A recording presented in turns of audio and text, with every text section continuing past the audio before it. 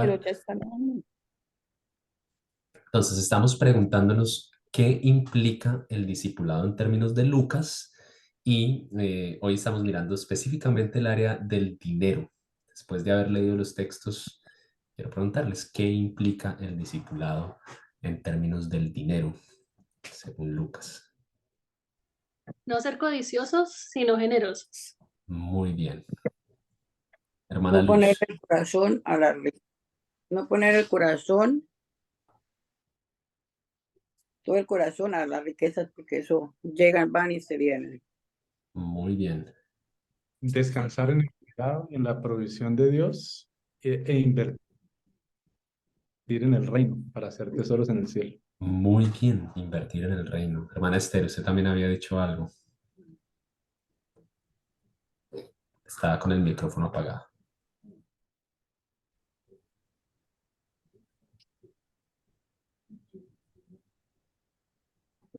Hermana Yo, Esther, lo puede volver a decir, pero con el micrófono prendido, por favor.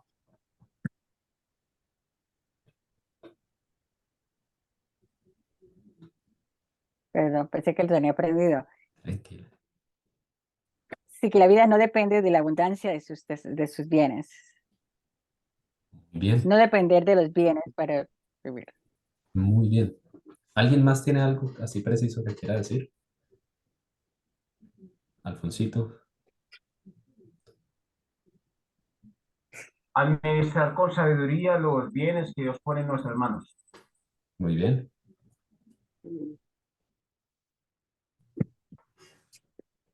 muy bien. ¿Nadie más tiene nada? Bueno, más bien, ¿alguien más tiene algo que quiera decir de sus Eh, conclusiones? yo tengo acá necedad, es acumular riquezas terrenales. En cambio de ello, buscar el reino de Dios por encima de todo. Muy bien.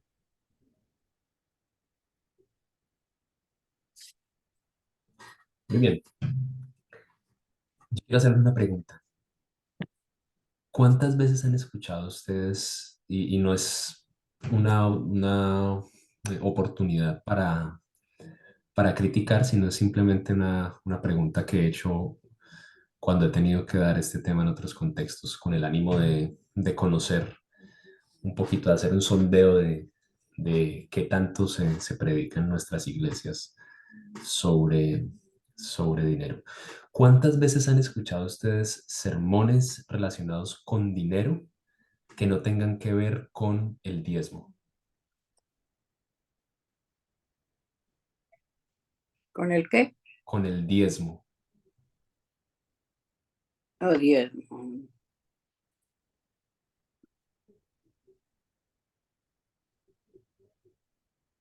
Y aquí habemos pastores y podemos también ¿En decir, nuestra iglesia o así en general? El diezmo, en general, y diezmo. ya que Samuel lo pregunta, que no tengan que ver con el diezmo y eh, ya pensando en estos sermones que no tengan que ver tampoco con la opción la teología de la prosperidad, de yo doy para recibir más.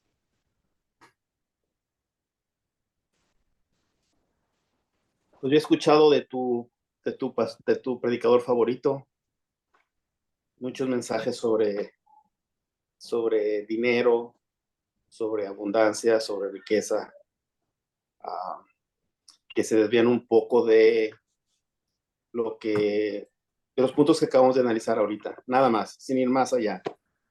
Ok, me genera, pues, me genera un poquito de inquietud quién es mi predicador favorito y no sé si queramos decirlo aquí porque creo que es sarcasmo y no quisiera.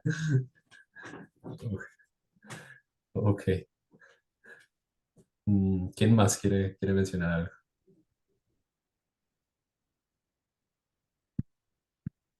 De pronto otra muy común es de buscar primeramente el reino de Dios y su justicia y lo demás es añadido, Ok, que digamos que de cierta manera tiene que ver con también el dinero, ¿no? ok. Sí. ¿Qué les genera? Bueno, si alguien más quiere responder, está bien. Sentí que varios hicieron como este movimiento de me acerco a la cámara para decir algo, pero no sé. Sí, de hecho, es uno de los sermones más predicados últimamente, por lo menos desde lo que he tenido la oportunidad de participar en congregaciones. Se recauda demasiado dinero y casi que en todos los servicios se habla del tema y se recauda también por diversos propósitos, pero hay toda una teología de la prosperidad, si mal no entiendo, que se ha hecho últimamente en torno al dinero en las iglesias. Ok, interesante.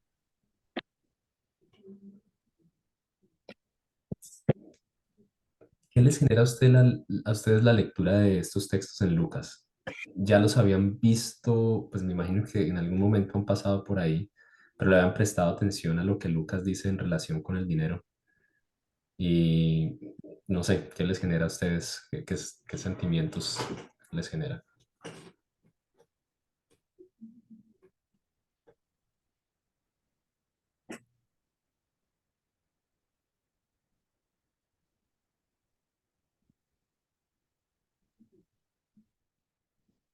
Creo que la visión de Lucas y del Señor Jesús, de la escritura completa, el apóstol Pablo en cuanto al dinero, a nosotros, los que estamos interesados en tener una cosmovisión cristiana de todo, a la luz de la palabra, nos hace ver el dinero no como algo malo, no como algo satánico, sino como algo que debemos tener en su lugar correcto. Alguien una vez dijo que el dinero es es un buen siervo, pero es un mal amo. Cuando el dinero se convierte en la obsesión de mi vida y en la prioridad de mi vida, ya perdí la visión cristiana. Pero es muy refrescante saber que Dios tiene una visión tan clara del dinero. Y el dinero es neutro, no es bueno ni malo, pero hay que saber administrarlo y en la manera en que el Señor lo dice en su palabra. Y Lucas, creo allí, nos da una perspectiva muy fresca y muy clara de lo que debemos hacer con el dinero. Yo quiero invitarlos a que leamos juntos algunos de los pasajes. Lucas 12. Acompáñenme ahí, por favor. Lucas 12, 15. 12, 15. Si están ahí, me hacen carita de que aquí estamos. Hoy tengo la conexión un poquito lenta, no sé por qué los veo como retrasados. Pues como que se retrasa la señal, ¿no? Que los vea como, no me malentiendan, por favor. Son las oportunidades que uno puede como decirles cosas, sí. Ok. Lucas 12:15. Lucas 12:15. Tengan cuidado, advirtió a la gente. Absténganse de toda avaricia. La vida de una persona no depende de la abundancia de sus bienes. Ahí viene toda una historia que Jesús cuenta. Luego, más adelantico ahí mismo en Lucas 12:29. Así que, después de dar algunas implicaciones, él llega a esa conclusión. Así que no se afanen por lo que han de comer o beber, dejen de atormentarse. El mundo pagano anda tras todas estas cosas, pero el Señor, el Padre, sabe que ustedes las necesitan. Versículo 31. Ustedes, por el contrario, busquen el reino de Dios y estas cosas serán añadidas. No tengan miedo, mi rebaño pequeño, porque es la buena voluntad del Padre darles el reino. Versículo 33. ¿Están conmigo ahí? Lucas 12:33. Uno de esos versículos que uno pocas veces ve en las casas como un versículo lema o clave que uno diga, "Ah, este es uno de los versículos que ponemos a memorizarse a nuestros niños y que los tenemos ahí en la mente todo el tiempo, ¿cierto? Vendan sus bienes y denlas a los pobres, provéanse de bolsas que no se desgasten, acumulen un tesoro inagotable en el cielo donde no hay ladrón que aceche ni polilla que destruya, pues donde ustedes tengan su corazón, allí también estará su tesoro. Donde ustedes tengan su tesoro, allí también estará su corazón. Sigamos un poquito, volteemos un poquito las páginas y miren lo que dice Lucas 14:33.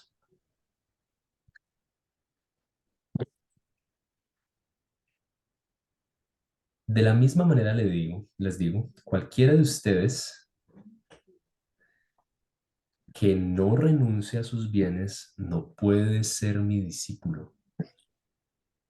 ¿Qué dicen sus versiones? ¿Estoy leyéndolo mal?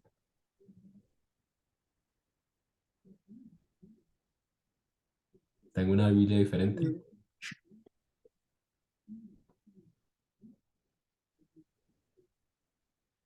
¿Sí? ¿Tengo una Biblia diferente? ¿En la versión de alguno dice algo No, es lo diferente? mismo. Yo tengo la versión de Dios habla hoy y dice, así pues, cualquiera de ustedes que no deje todo lo que tiene, no puede ser mi discípulo. Yo tengo la Reina Valera y dice más o menos lo mismo. Así pues, cualquiera de vosotros que no renuncia a todo lo que posee, no puede ser discípulo. Muy bien. Interesante, ¿no? Sigamos. Sigamos. Y hay una historia en Lucas 16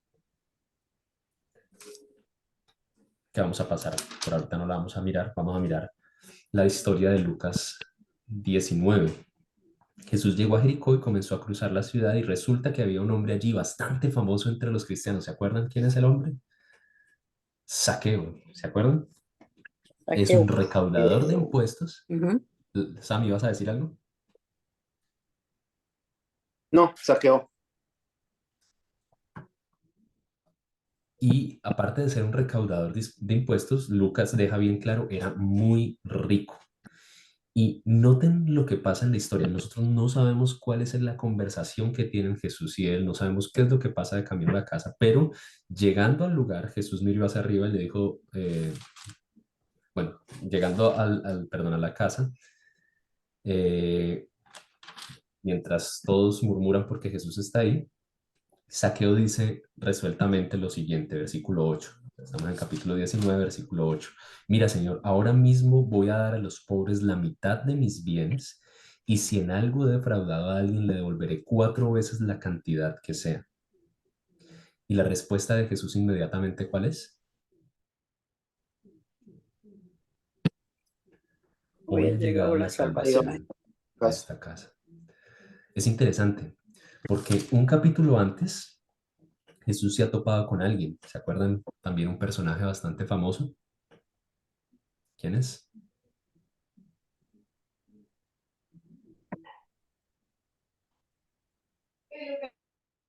Capítulo 18. Joven rico. El joven rico. Y el joven rico Sí. ha afirmado que ha guardado todos los mandamientos desde niño. Es una persona rica que para el judaísmo del primer siglo es alguien que goza de la bendición de Dios, por lo menos para los maestros de la ley, es alguien que por sus riquezas, por sus beneficios, por lo que tienen, ellos inmediatamente van a pensar, es una persona que goza del favor de Dios. Y este hombre le dice, ¿qué puedo hacer para ser salvo? La respuesta de Jesús es, cumple todos los mandamientos. Jesús sabe que con esta respuesta va a quedar todavía una incertidumbre en el corazón del joven rico. El joven rico le responde, yo ya los he cumplido. Y le dice, pero ¿qué más me hace falta? Y la respuesta de Jesús, ¿cuál es? Vende todo. Vende Y todo dáselo a lo los que pobres. tienes, dáselo a los pobres y Todo, tendrás tesoro en y el dale a los cielo. pobres. Luego ven y sígueme. Cuando oyó esto, el joven rico, ¿qué hizo? Se Se entristeció y se entristeció, fue. se Se fue. fue. Y la respuesta de Jesús para sus discípulos, ¿qué es?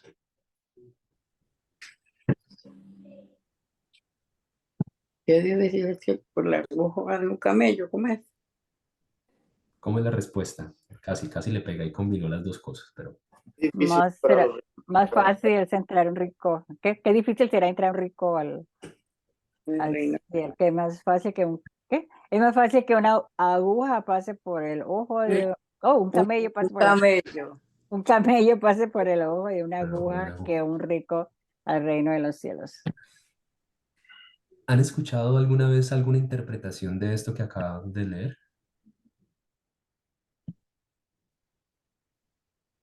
Yo he escuchado que Ah, en Jerusalén había una puerta que se llamaba aguja.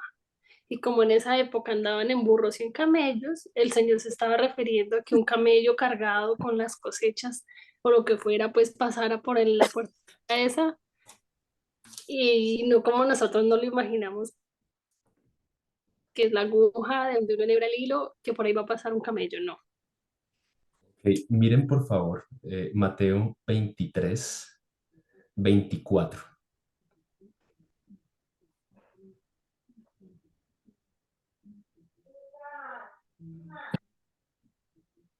¿Qué dice Mateo 23, 24? Ustedes, guías ciegos, cuelan el mosquito, pero se tragan el camello. Ok, es interesante que para este tema que tiene que ver con el dinero, hay una interpretación que no tiene ningún fundamento histórico, como la que Raquel acaba de mencionar, que se ha escuchado varias veces, y ahí ustedes pueden encontrar comentarios bíblicos que afirman esto, pero si ustedes buscan buenos comentaristas bíblicos van a encontrar que la mayoría dice esto no tiene ningún sustento histórico, esto es una historia que se desarrolló más posteriormente tratando de darle sentido a lo que Jesús había dicho. Pero si ustedes leen lo que dice, por ejemplo, Mateo 23, 24, ustedes no van a encontrar ninguna explicación de es que no, es que en ese tiempo se tragaban una cosa que se llamaba camello. No, es simplemente una metáfora que Jesús está utilizando en la que está presentando el animal, uno de los animales tal vez más grandes, los que han visto camellos han visto el tamaño, esos animales son grandes, pasando por uno de los orificios más pequeños. Y lo interesante es que esta palabrita difícil, en el versículo 20, estamos en capítulo 18, versículo 24, esta palabrita difícil, detrás de ella está la palabrita en griego diskolos, solamente aparece 3 veces en el Nuevo Testamento. Sigo limpiando. ¿Cómo? Me quedo, sigo recogiendo. Dile que siga recogiendo. La palabrita diskolos, que solo No, aparece, que se quede. volviendo aquí después del paréntesis de... La palabrita discolos que aparece solamente 3 veces en el Nuevo Testamento. ¿Cuántas veces aparece la historia del joven rico en el Nuevo Testamento?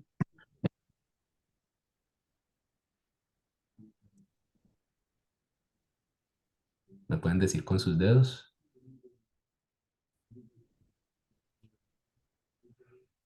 3 veces también. Gracias, Alfredo, por esa enseñanza.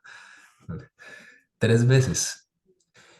Esa palabrita, discolos, solo aparece en esta historia, en la Dice, historia del Nuevo Testamento, en la historia del joven rico, perdón. Es decir, la única, déjenme se lo explico de esta manera. En las 3 veces la palabra es traducida como muy difícil o difícilmente. Y pueden ustedes ahí hacer una búsqueda en internet y van a encontrar que casi todas las versiones en español o en inglés van a traducir este versículo como difícilmente o algo así. Lo interesante es que esta palabrita en otros contextos, esta palabrita es utilizada en otras partes, casi siempre tiene la connotación de algo que es imposible. O sea, no está diciendo difícilmente, sino en lo que Jesús posiblemente está diciendo en el contexto original es imposible que un rico entre en el reino de los cielos.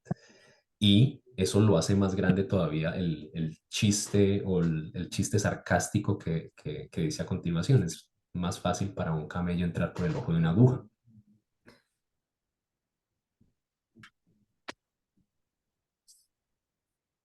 ¿Vamos bien hasta ahí? Si volvemos otra vez a a Lucas 14:33 y reiteramos lo que Jesús dice. Jesús no dice de manera que no dice de manera que si ustedes son un tipo de discípulos especiales, necesitan renunciar a sus bienes. ¿Qué dice? el que no renuncia a todos sus bienes no puede ser mi discípulo. Cualquiera, dice en la NBI, o el que no renuncia. Es algo que es bastante amplio, es algo que no se limita solamente a unos. Y cuando yo estudiaba esto me preguntaba, ¿Por qué es tan limitado en nuestros púlpitos este tipo de temas? Y aunque hay muchas razones plausibles, hay muchas razones que pueden ser naturales, pueden ser razones que tienen sentido. Una de las razones que me parece triste, que no creo que se aplique a todos, pero una de las razones que históricamente la iglesia, por las que históricamente la iglesia ha tratado es como evadir este tema, que es un tema como, eh, como decía ahorita el chiste de Jesús, como un camello, tratarnos de tragar un camello, es por lo que el mismo Jesús o el mismo Lucas presenta en capítulo 16. Vayan conmigo a Lucas 16, versículo 13. Jesús dice, si están ahí, háganme señitas. Jesús dice, ningún sirviente puede servir a dos patrones, pues menospreciará a uno y amará al otro, o querrá mucho a uno y despreciará al otro. Ustedes no pueden servir a la vez a Dios y a las riquezas. Noten nuevamente, y antes de que pasemos al siguiente versículo, que es tal vez el versículo clave, antes de que lo hagamos nuevamente, no es una idea de ustedes pueden servir a Dios a medias. Eso no existe ni en el Antiguo ni en el Nuevo Testamento. Ustedes no pueden servir a dos señores. O sea, no es como que podemos servir a Dios más o menos. Y hay una clase de discípulos más poderosos, más especiales, que son los que renuncian a sus riquezas. Ustedes no pueden servir a Dios y a las riquezas al mismo tiempo. Versículo 14, ahora sí. ¿Oían esto los fariseos? ¿Y qué decían los fariseos? Gloria a Dios. Este está predicando el reino de los cielos y nos va a transformar la cosmovisión y nos va a quitar la ambición. ¿Qué decían los fariseos? Se burlaban. Se ¿Y por qué se burlaban de él, burlaban? Porque porque eran eran avaros, ricos. ¿Por qué? porque Les eran avaros. encantaba el dinero. Porque eran ávaros, porque les encantaba el dinero.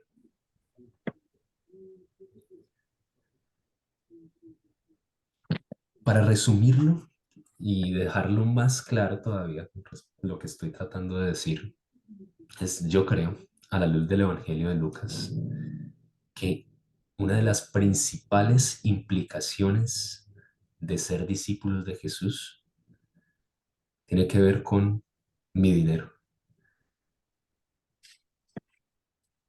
Y para decirlo en palabras del mismo Jesús, creo que si queremos ser discípulos de Jesús, tenemos que renunciar a nuestro dinero, a nuestros bienes.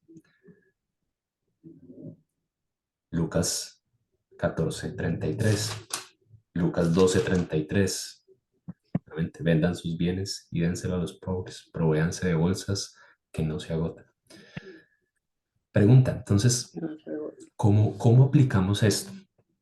Porque, ojo, si ustedes notan, nosotros creo que todos acá estamos de acuerdo con que no estamos de acuerdo con por ejemplo, el matrimonio que llaman matrimonio igualitario o las posturas de los LGTBI, todas estas cosas, pero ojo,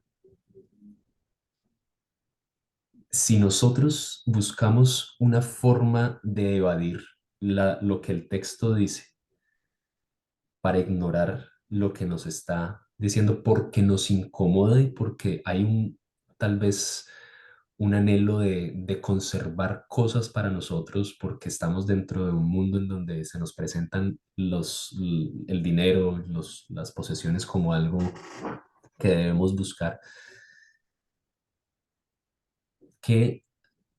¿Con qué autoridad moral nosotros le decimos a un grupo como los LGTBI y todo lo que sigue, ustedes no pueden torcer la escritura para hacer decir lo que ella no dice? ¿Sí me estoy haciendo entender? Si nosotros tratamos de ajustar el Nuevo Testamento, porque esto no es único de Lucas. Lucas Hechos tiene este tema del dinero muy fuerte, pero no es único de Lucas y de Hechos. Ustedes leen a Pablo diciendo, raíz de todos los males es, Es el dinero. raíz de todos los males es el amor El al dinero. dinero. Ustedes leen lo que Santiago dice. Y pues no estamos en clase de cartas, pero si ustedes quieren, acompáñenme para que no piensen que estoy mintiendo. Santiago capítulo 5. Santiago está ahí casi llegando al final de la Biblia. Imagino que todos saben dónde queda. Volver a repetir la cita que se le cortó y no. ¿Santiago qué? 5. 5. Santiago 5. 5. Ahora escuchen ustedes los ricos. Lloren a gritos por las calamidades que se les vienen encima. Se ha podrido su riqueza y sus ropas están comidas por la polilla. Se han oxidado su oro y su plata. Este óxido dará testimonio contra ustedes y se consumirá como fuego en sus cuerpos. Han amontonado riquezas y eso que estamos en los últimos tiempos. Oigan cómo clama contra ustedes el salario no pagado de los obreros que les trabajaron en sus campos. Versículo 5. Ustedes han llevado en este mundo una vida de lujo y de placer desenfrenado. Lo que han hecho es engordar para el día de la matanza. Estoy leyendo la Biblia. Yo sé que suena muy fuerte, pero estoy leyendo la Biblia.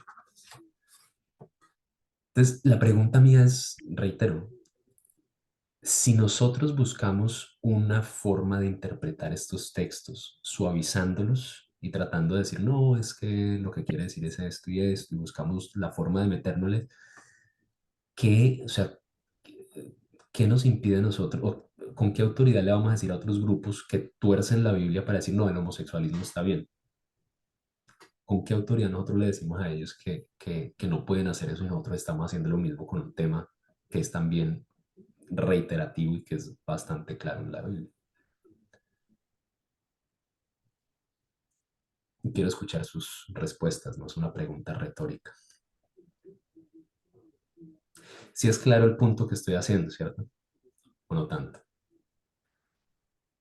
Vuelvo y lo hago.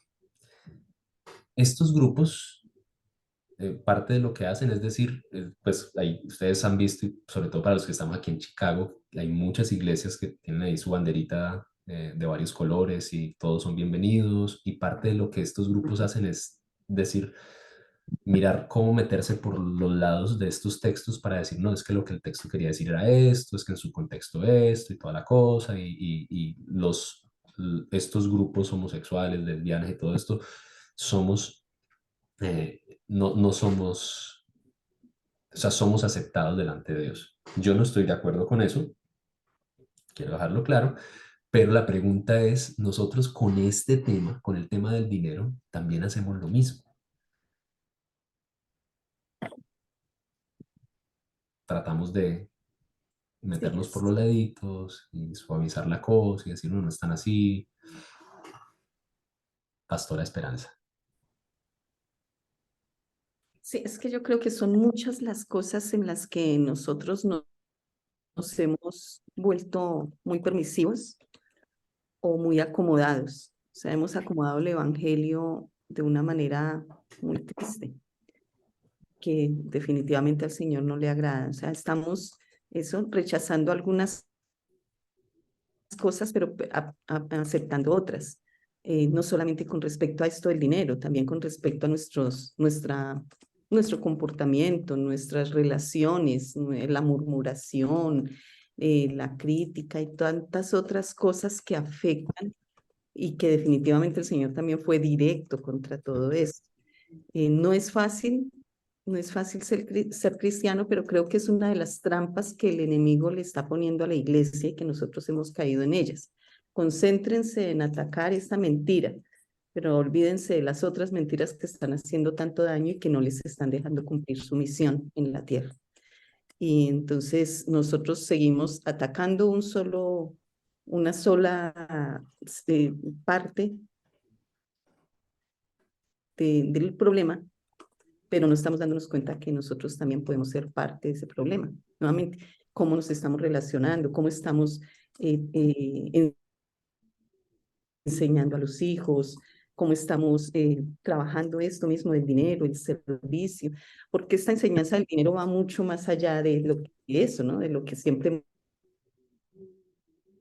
Y bueno, no quiero meterme ahora en otro tema antes de responder esto, pero hay una pregunta o una reflexión que tengo aquí pensando en cómo se está predicando acerca del dinero con estos textos predicándolo mal en muchas iglesias, lo que estabas diciendo ahora.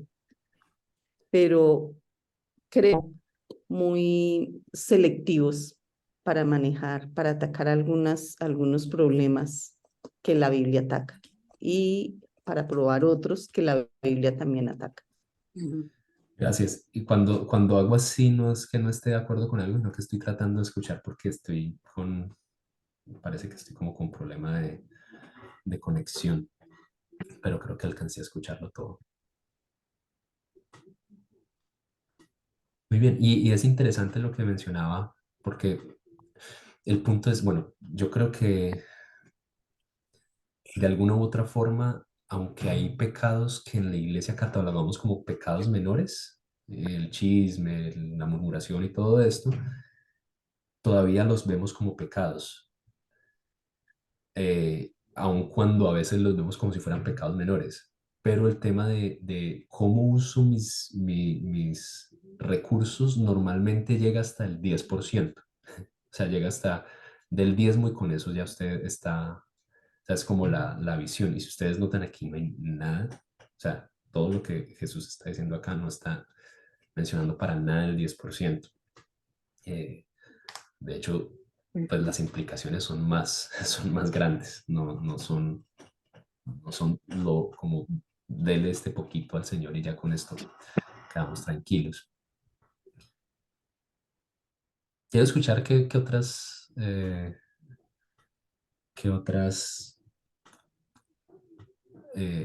cosas se les viene a la mente cuando estamos hablando de un tema como este. A mí se me viene a la mente Deuteronomio que dice que acuérdate de Jehová tu Dios porque Él te da el poder para hacer las riquezas. Y luego estamos hablando de que no, o sea, deja todas tus riquezas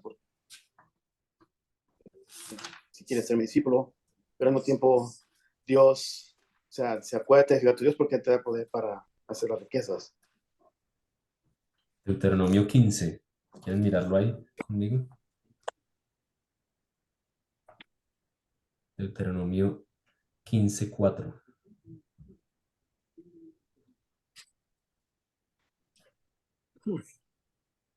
Solo están en las riquezas.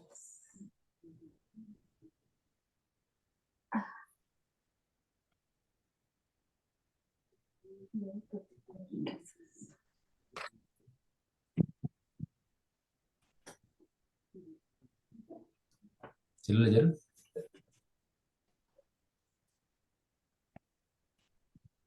Pero lo que Samuel está haciendo, o sea, lo que todos estamos haciendo en este momento, al pensar un poquito más en qué es lo que está diciendo esto y lo que Samuel hace al traer otro texto del Antiguo Testamento es tratar de pensar, bueno, cómo pensar de manera teológica, o sea, tratar de empatar lo uno con lo otro. ¿Cómo hacemos para articular, para pensar de una manera más amplia y no quedarnos solamente acá en el texto? Muy bien, Sam, y ya voy a hacer un comentario con respecto a eso. Vale la pena. El Deuteronomio capítulo 15, versículo 4, lo que dice: entre ustedes no debe haber pobres. Y es todo lo que viene antes es una invitación también a la generosidad para acabar con la pobreza. ¿Qué más? ¿Alguien más tiene?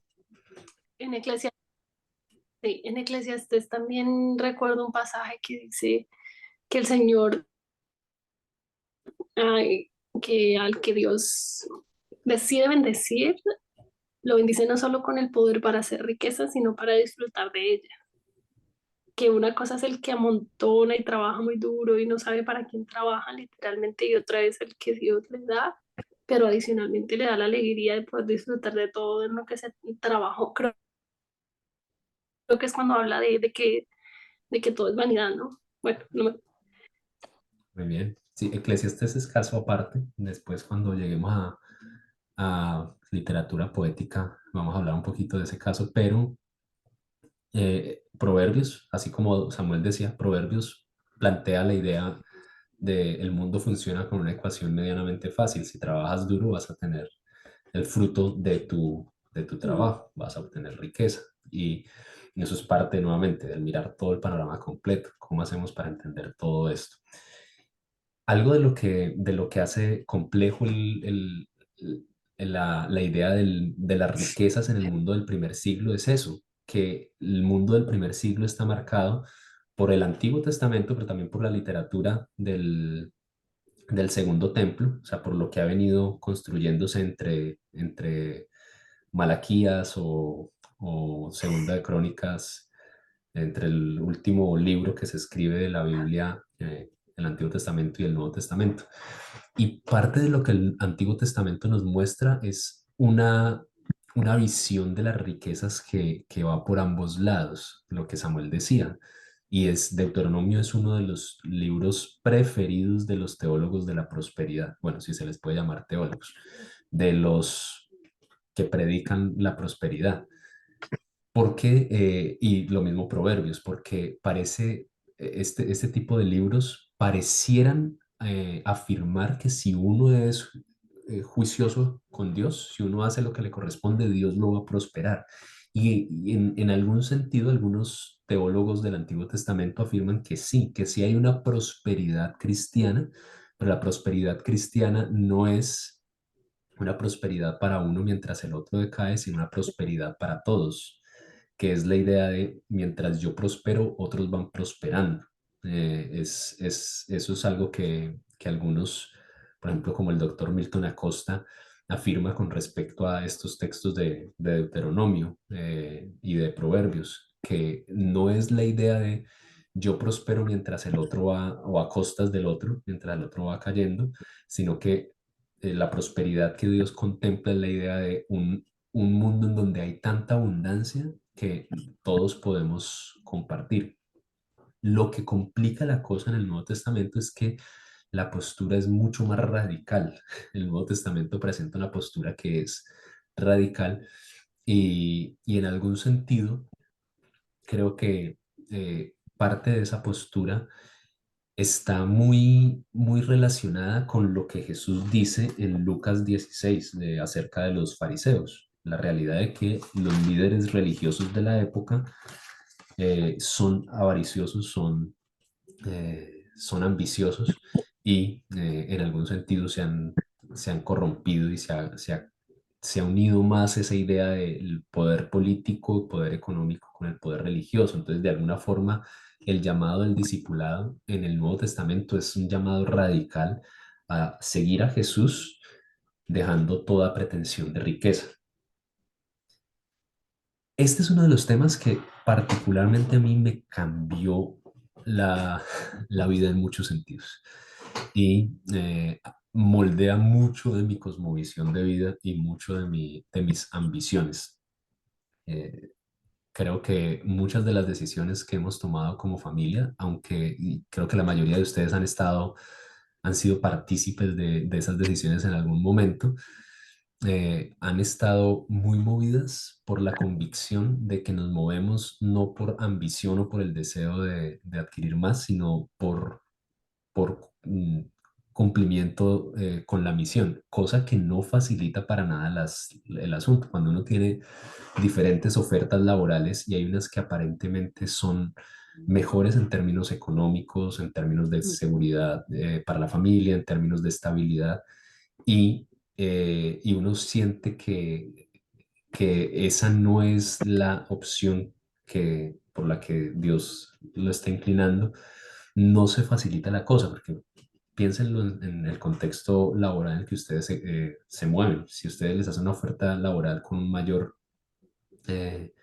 con una posibilidad de mayores ingresos, tal vez, y de pronto con más comodidad, sin tener que afectar a sus familias, posiblemente ustedes van a decir, ok, pues tengo esta posibilidad, no tengo que afectar a mi familia, voy a ganar más, esto va a ser de bendición para mí, yo me muevo.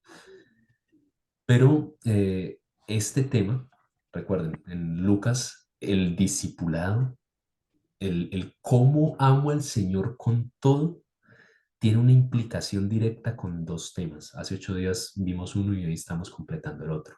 Dinero y... Dinero y... Familia Dinero y y familia. oración.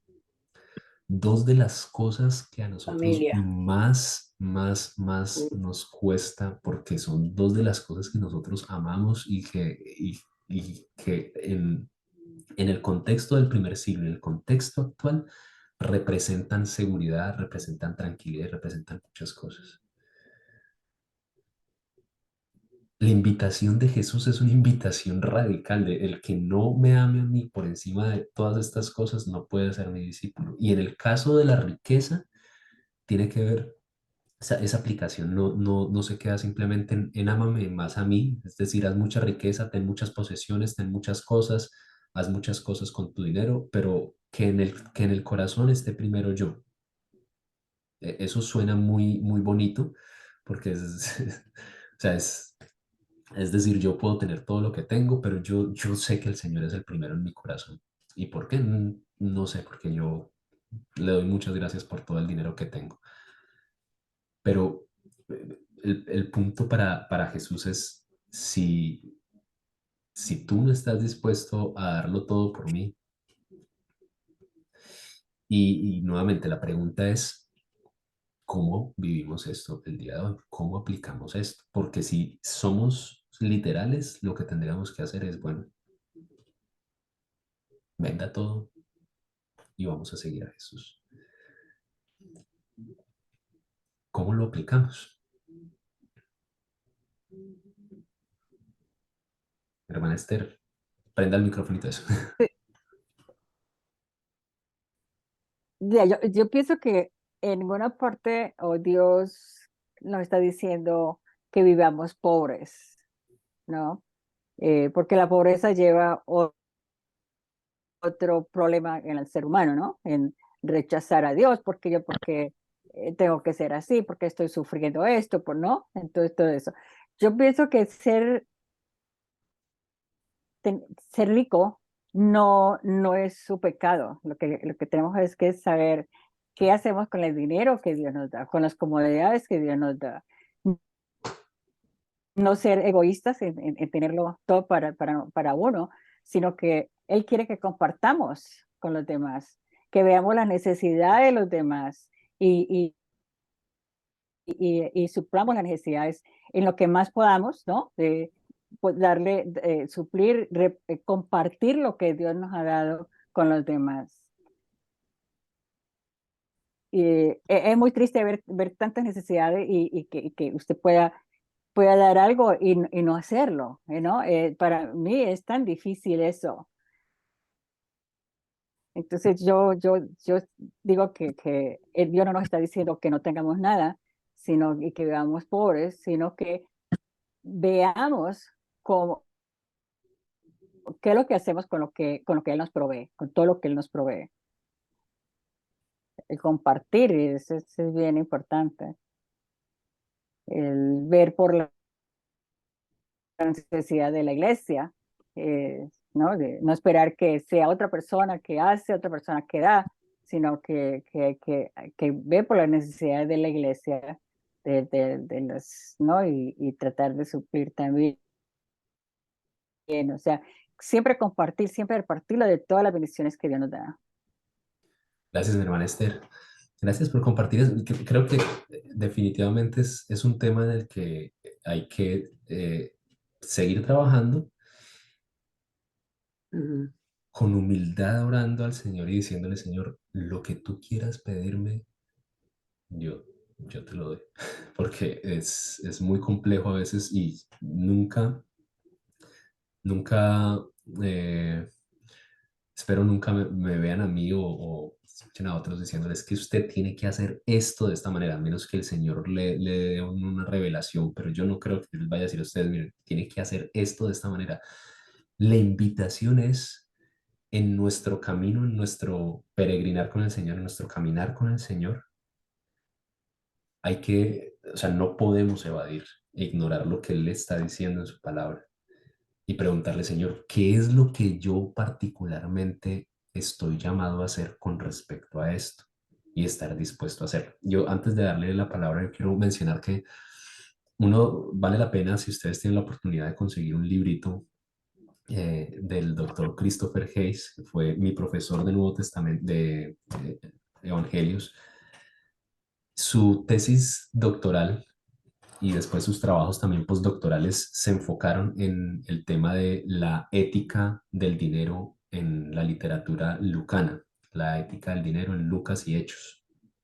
Y tiene un libro, bueno, hay varios libros de él con respecto a esto, pero hay un libro muy sencillo que escribió más para iglesia que se llama Renunciando a Todo, o está en español y en inglés, Renouncing Everything.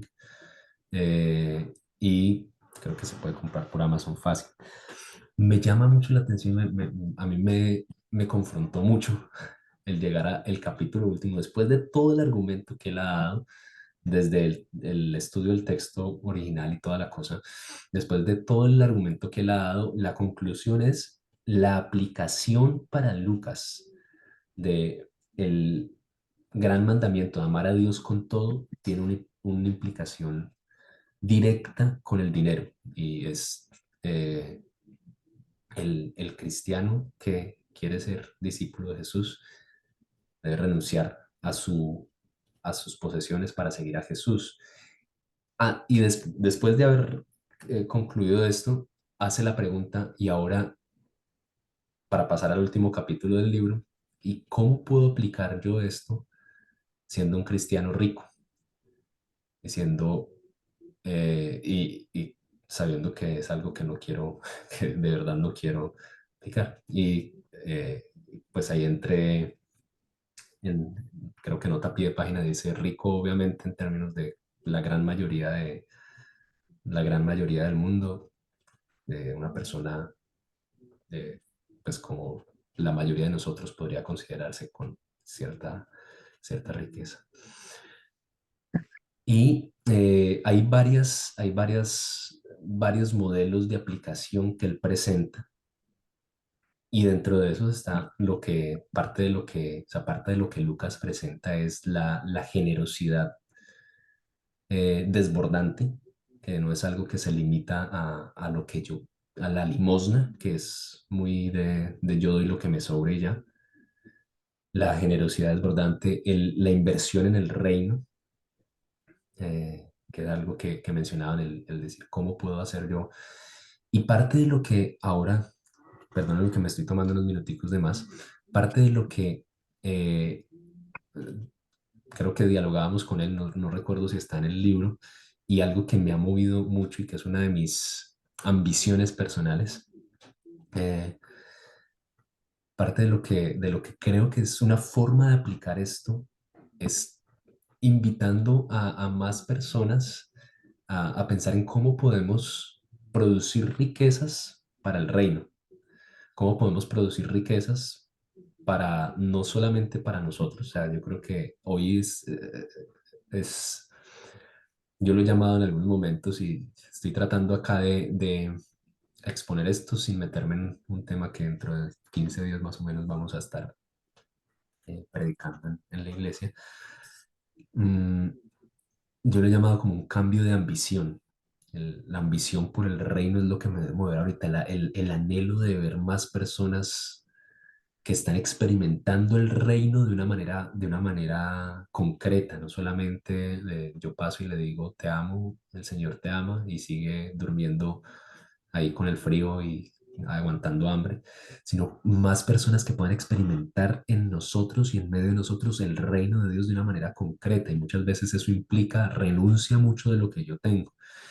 Y como les decía, uno de los anhelos que yo tengo, una de las ambiciones personales es movilizar a personas, a profesionales, a personas que tienen la forma de hacer ciertos recursos, movilizarlos a pensar no en términos de la cosmovisión mundana, que es consiga más para que usted tenga más, para que sus hijos algún día tengan lo que usted lo que usted no tuvo, para que usted pueda tener mucho y le sobre y pueda tener más y pueda tener esto que seguramente le va a dar la felicidad, sino que puedan vivir en términos, puedan vivir su vida productiva en términos del reino.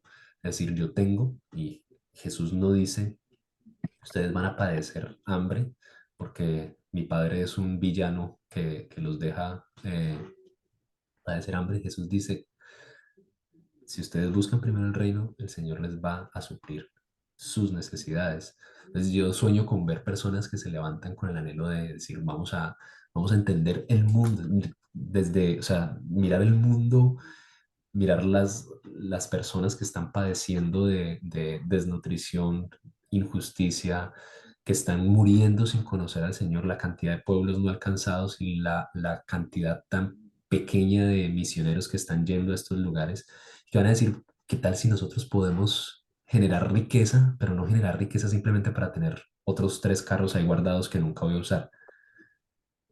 O para tener un armario más grande de ropa que nunca voy a usar, o para tener más casas que me produzcan más y más y más, sino cómo vamos a hacer para producir riquezas, para sí tener lo suficiente, pero para poder invertir en proyectos, invertir en personas que están trabajando por el reino, nosotros mismos invertirnos en el reino, es decir, llega el punto en el que yo ya no necesito hacer más riqueza, si tengo algo pues, y quiero dedicarme tiempo completo al Señor, pues suficiente, ya lo que tengo me da para vivir el resto de vida sin tener que tener muchísimo y puedo dedicarme a servir sin que otros me paguen o, en fin. Hay algunas ideitas desordenadas de lo que creo que puede ser una forma de aplicación. Pastora Esperanza, ¿usted quería decir algo?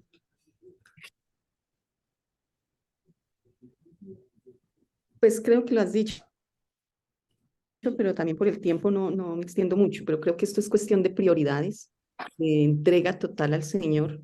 No es cuestión nuevamente para poder agradar a Dios debo ser pobre, sino de saber para qué tengo lo que Dios me ha dado. Y es lo que acabas de decir.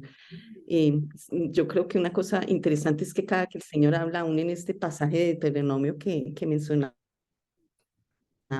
Samuel, cuando habla de riquezas, están al lado también los pobres y los necesitados. Y creo que eso ya nos dice mucho. Entonces, ¿qué es lo que nos está diciendo? Si tiene, es para que usted dé. Y lo que dice es, ¿cómo voy a enriquecerme viendo y siendo un cristiano, teniendo a Cristo primero en mi corazón, enriquecerme viendo a otros sufrir y no dar, no aportar? Y algo que ya como para claridad, no sé si pero esto es parte de los pastores, como se empezó esta reflexión, han usado mal para decir, es que Dios está pidiendo tus riquezas para el reino, y el reino es Él. Y no es eso lo que el Señor dice, y eso lo tenemos aquí todos claros. El reino no es la persona que está pidiendo la plata, o el edificio que Él quiere construir, o su reinito que Él quiere construir. El reino es el reino de Dios, que son los necesitados, que somos nosotros, que es sus hijos, que es su pueblo. Entonces esto es algo bien delicado porque muchos han dicho eso, despójese de la riqueza porque es más fácil, pasa un camello por el ojo de una aguja que un rico porque usted no ha querido entregar su riqueza, venga y tráigamela toda a mí. Que eso es lo que el Señor dice y ya sabemos nosotros que no es así, pero por eso tenemos que tener cuidado en eso. Sí, yo creo que definitivamente lo que uno ve es, en Jesús es totalmente lo contrario a la predicación de la prosperidad. Nunca es tráiganme, vendan lo que tienen y dénmelo a mí, sino vendan lo que tienen, dénselo a los pobres y síganme a mí. Ni siquiera tráiganme el diezmo como para la subsistencia de mi ministerio. Dénselo a los pobres y síganme. Y, y creo que esa es una diferencia tangencial, una diferencia gigantesca con lo que hoy se está predicando en muchas iglesias. Y tristemente lo que en esas iglesias predican no es estos textos, porque estos textos invitan sino es más apelando a la misma ambición de la persona, de si usted trae, se le va a multiplicar. y finalmente el que termina multiplicándose es uno solito que cambia de carro, casa, hasta avión y más. Y esa no es la visión. De hecho, nuevamente, miren que la visión no tiene que ver con un edificio, no tiene que ver con una religión, tiene que ver con el reino, con que el reino, el gobierno de Dios se sienta, la abundancia de Dios se pueda sentir tan palpable como mis bienes en las personas más necesitadas. Bueno, nos hemos tomado 10 minutos más, perdónenme por favor. Esos 10 minutos no se los cobro. Llevan 10 minutos gratis para que no digan que no soy generoso. Nos vemos dentro de 8 días para empezar el evangelio diferente. Para mí es el más bonito, pero otros no están de acuerdo conmigo. Bueno, Nos vemos dentro de 8 días. El Señor los bendiga. gracias, pastor.